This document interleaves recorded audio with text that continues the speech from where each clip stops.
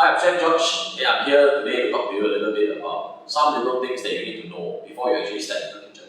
Now, we all know that cutting boards come in different colors and different sizes. Okay, for example, I have a yellow cutting board here and a red cutting board. Okay, there are many different colors and many different sizes. Okay, the size don't really matter. Depends on the type of work that you're doing. Okay, but do you know the meaning of the color of the cutting board? Yellow, for example, the yellow cutting board that I'm holding in my hand right now. Okay, yellow, a lot of kitchens in Singapore, okay, this cutting board is actually used for poultry. Okay, we use this for poultry. In case you don't know what's poultry, we're talking about your birds. Okay, roast chicken, duck, turkey, that kind of thing. Okay, poultry, we use yellow color cutting board. Red cutting board, okay, red color cutting board, okay, we are using mainly for meat items. Okay, meat, like your beef, your lamb. Okay, use red color cutting board. Okay, white cutting board. Okay, some companies use white cutting board for their dairy products. Okay, some use white cutting boards for their ready-to-eat food. Okay, ready-to-eat food. Okay, depending on where you are, okay, the meaning of the cutting board, the color of the cutting board can actually change. Okay. Blue cutting board. Okay, blue cutting board used mainly for seafood. Okay, your shellfish, your lobsters, your fish. Okay, when you're doing filleting, when you're doing deboning, this is the cutting board that you are using. Okay, and green cutting board. Okay, green cutting board. Okay, green cutting board we use for vegetables and fruits. Okay, that covers all the basic colors that we use in a kitchen. Okay, now we're going to talk a little bit about the setup prior to food preparation.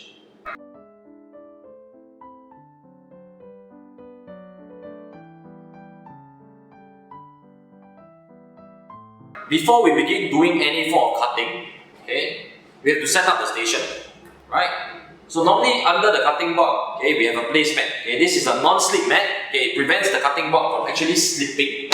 Okay, during the food preparation process. Put the placemat and put the cutting board. Okay, it doesn't really move. Okay, this is to ensure safety. Okay, when you are doing food preparation.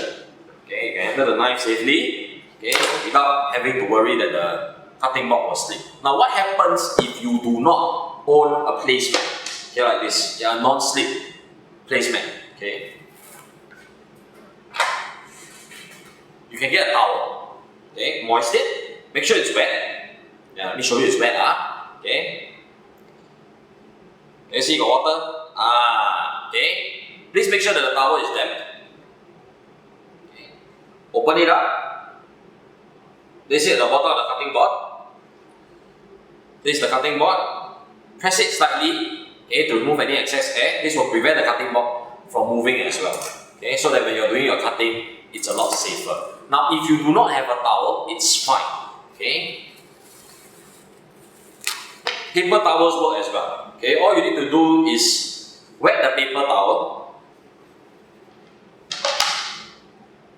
Okay, keep the paper towel moist. Okay, wet the paper towel, put it on the table, put the cutting board on. It prevents it from slipping as well. It's fine. Okay, you do not necessarily need a placemat. But this step is particularly important before you start any form of preparation. Okay, this is to prevent you from actually cutting your fingers. Right?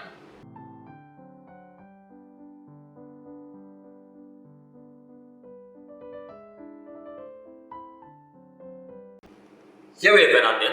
Okay, I'm going to show you how to do a simple dice. Now, before we move into the dicing, okay, I'm going to show you how to actually hold the knife.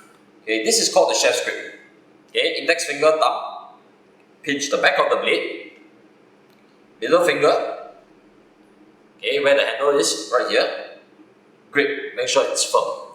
Okay, clawing, okay, always make sure that you hide your fingers behind the knife, never under. Okay, this is to prevent you from cutting yourself. Fingers have to be curled at all times. Please make sure you're not doing this. Please make sure you are doing this. Okay, curl. Okay, you can use a 2-finger claw, okay, or 1-finger claw. It's really fine, doesn't really matter. Okay, so I'm holding the onion. I'm gonna slice half of the onion. Okay, it's important to note, always keep the roots in. Okay, when you're doing a dice, okay, it makes your life so much easier. Okay, it makes your life so much easier. Alright, so we're gonna peel the skin.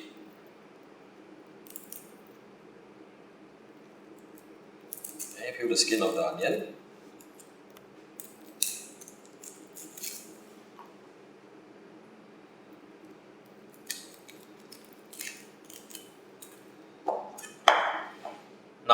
A lot of chefs like to do this. I don't. Why? It's very hard to claw. Chances of you cutting yourself become a lot higher. I prefer to lift it up. Make my insertions first. Then move on.